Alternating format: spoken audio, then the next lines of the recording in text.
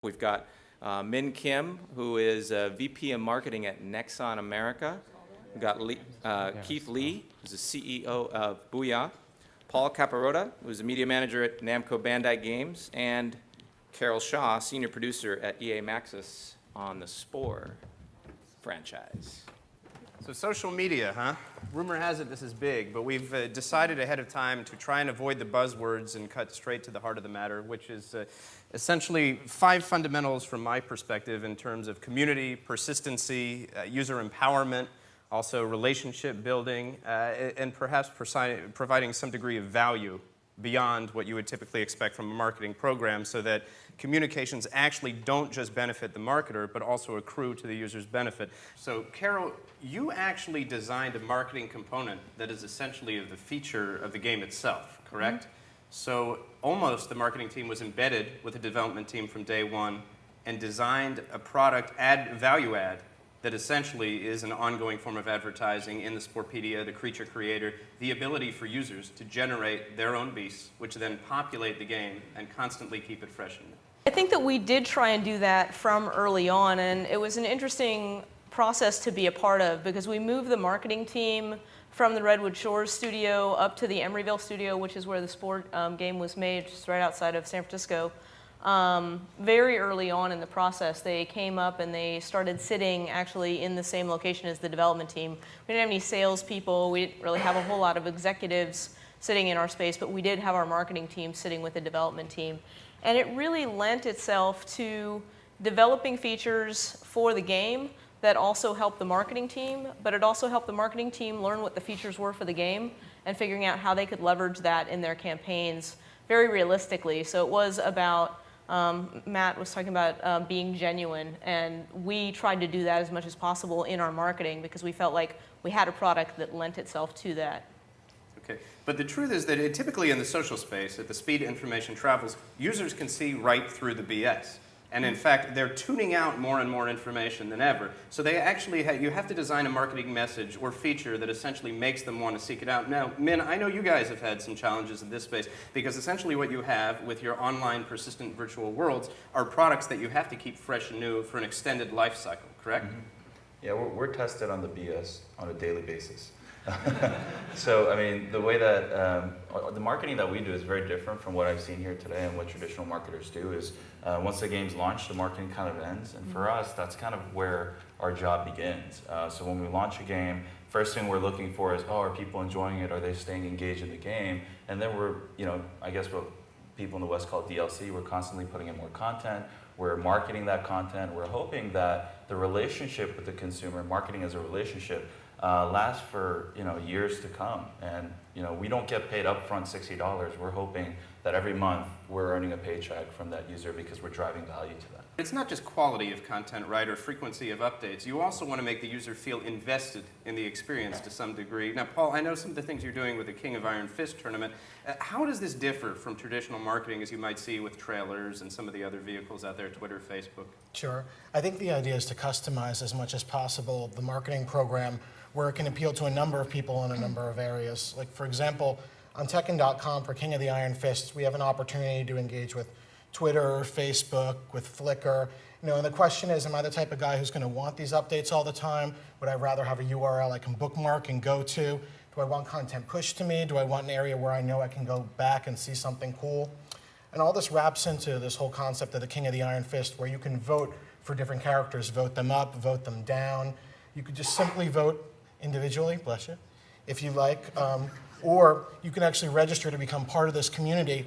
And by registering, what you're able to do is you're able to get credit for passing on videos to your friends, for going to your friends, dude, I'm a huge Lucha Libre fan. King is, getting knocked down by Kazuya right now. Help a brother out, and having people vote on that, it gets your friends invested and all that good stuff. Okay, but it's not just achievements, right? It's not just some sort of status reward by participating. They actually vote by pushing videos, sending links to friends, right? And what does that ultimately lead up to? Why would I want to vote? There's a couple reasons you want to vote. For one, the reason you want to vote is that we're moving toward a system where at the end these videos are up against each other, and being able to see which fighting styles are profiled a lot of these people take it really personally. You know, there's a lot of customization in our different in our games, and so for these people, you know, they're Jeet Kune Do enthusiasts, they're karate enthusiasts, and so for them, being able to see their videos make it to the top, it also validates a lot of what they believe in. Right, but fair enough. But that's just one piece of it, right? Because bypassing videos of their favorite character along to their friends, they're not only speeding the viral pass along, but on top of this, they're also voting in a tournament style. The Right. character with the most votes becomes the marketing frontman for the game. What we're doing is, as you get to the end of it, we're taking the end character, and he's going to have, I don't want to give anything away too much, but he's going to have a more high profile, or she, a more high profile role in the marketing as far as it goes toward the end. So yeah, there's a lot at stake beyond just your favorite character. Okay, so on some level, we have marketing operating as game design unto itself, in that there's this metagame of sorts with tangible physical rewards. There's the status awards in terms of possible achievements, the perceived status boost within the community. And then at the end of the day, the users feel a greater degree of authenticity, if I'm correct, by the fact that they have essentially voted the marketing message to the top. So, Keith, obviously with your game, Booyah Society, which you essentially have a virtual avatar, right? You earn achievement points for performing various actions in real life. Is this speaking to that whole metagame concept? So what's unique about us is that, you know, very different from a game, we're actually releasing a free product, and so we don't have brand equity, we don't have people knowing a lot about our product. So what we kind of started off was with, why would people care about using our app? And what's sort of like the real value for people using this. And so we spent some time thinking about creating an achievement system for life, but why is that important? There's already 10,000 achievements out there. There's like Xbox Live, there's World of Warcraft achievements. How is this going to be more interesting than anything else? And so that's actually one of the reasons why we embrace like Facebook and Twitter to publish a lot of the achievements that you accomplish in our app. So in this case, if you go to the Louvre, or you go to Golden Gate Bridge, you earn an achievement, it gets posted onto your news feed, and then there's a way for other people to interact with you immediately. I think the key thing is that if there is some way to get social validation immediately for some of the activities that you do, then you're now more hooked, because now you care about it because, oh, this is cool because my friend actually commented that I did a 10K run, or that I actually went to Times Square recently, and you're starting to get like interaction.